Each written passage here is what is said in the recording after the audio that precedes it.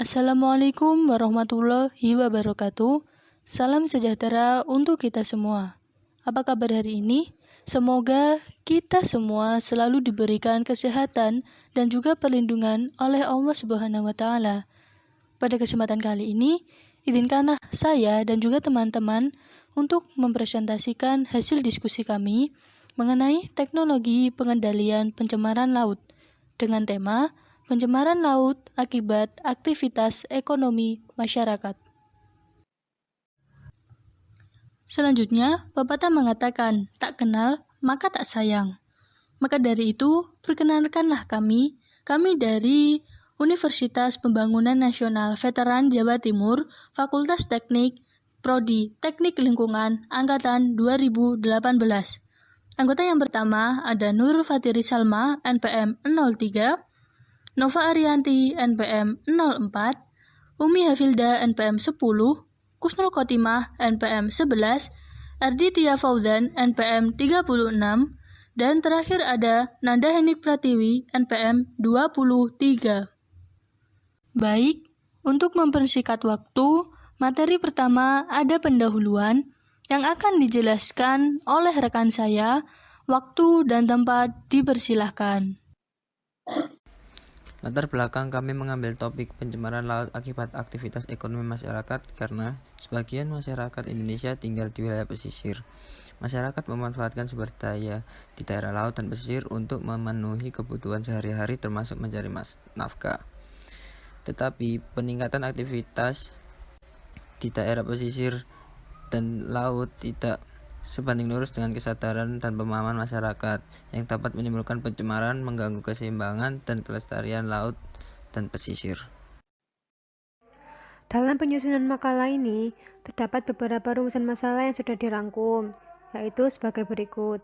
Pertama, apa dampak yang ditimbulkan akibat kegiatan perekonomian masyarakat pesisir? Kedua, apa saja limbah yang dihasilkan dari kegiatan perekonomian masyarakat pesisir? Ketiga, bagaimana cara memelihara dan melestarikan wilayah pesisir laut? Adapun beberapa tujuan dalam penyusunan makalah ini. Pertama, mengetahui dampak yang ditimbulkan akibat kegiatan perekonomian masyarakat pesisir. Kedua, mengetahui limbah apa saja yang dihasilkan dari kegiatan perekonomian masyarakat pesisir. Ketiga, mengetahui cara memelihara dan melestarikan wilayah pesisir laut.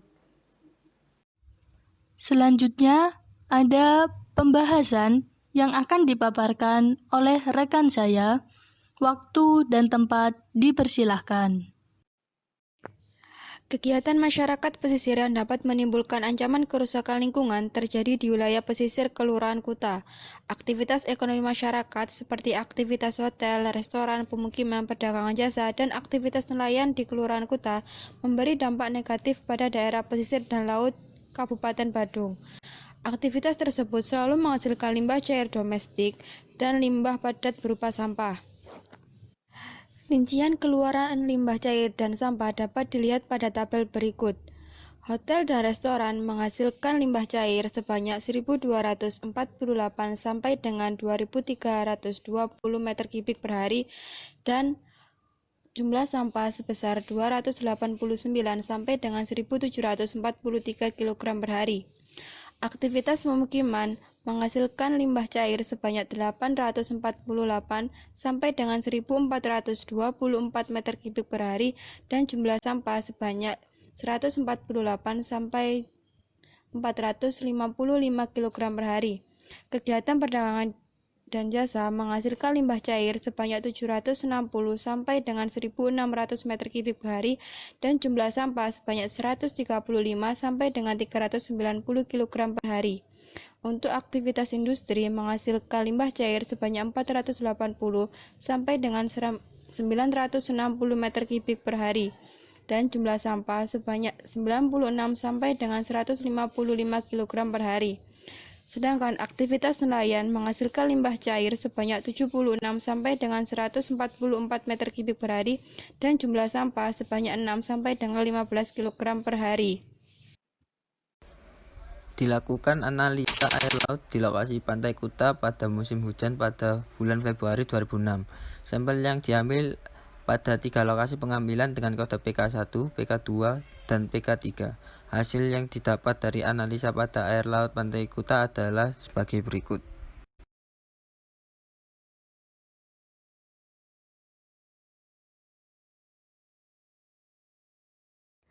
Di sini kami akan menjelaskan tentang data hasil analisis tersebut.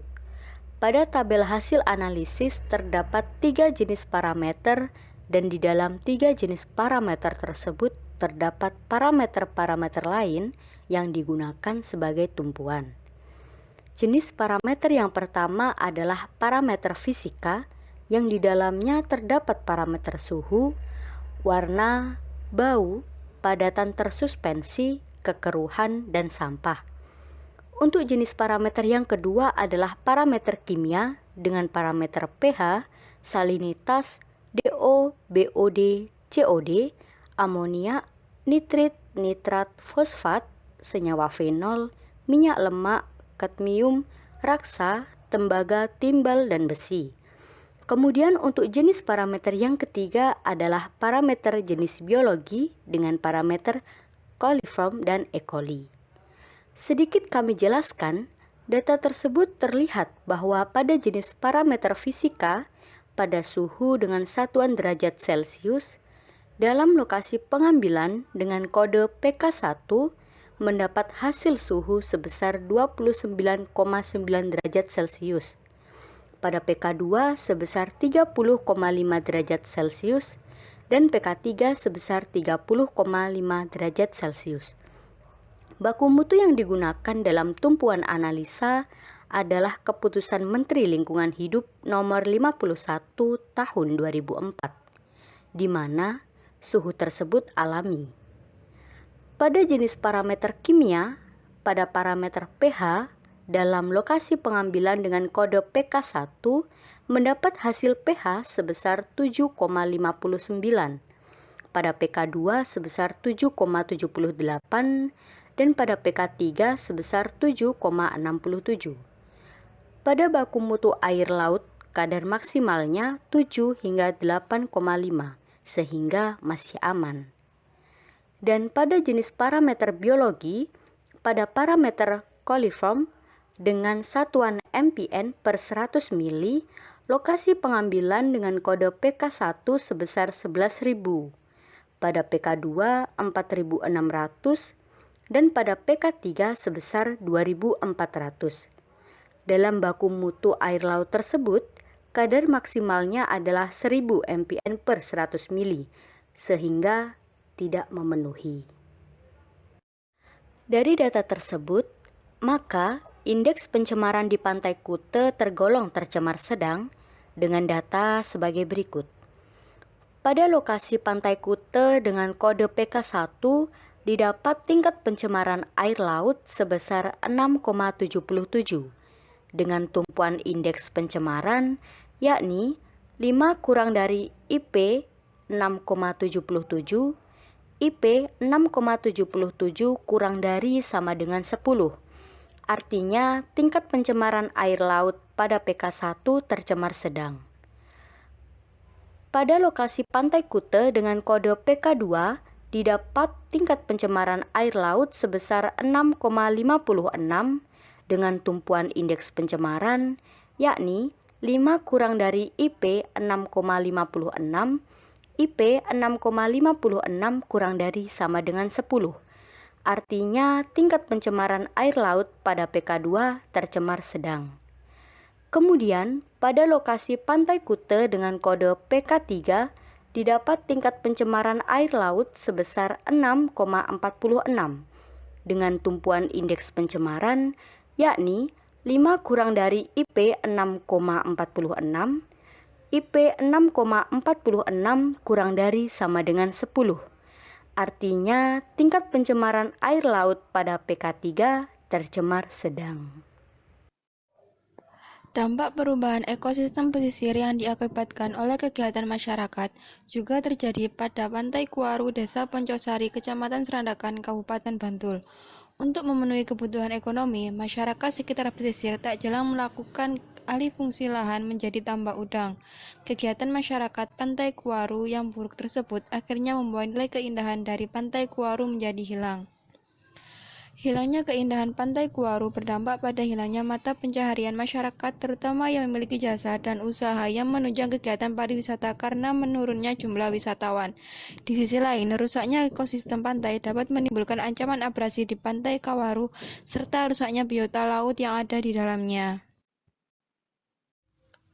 Kemudian, setelah menyimak materi dari pemaparan kami, selanjutnya dapat ditarik kesimpulan, yaitu yang akan disampaikan oleh rekan saya. Waktu dan tempat dipersilahkan.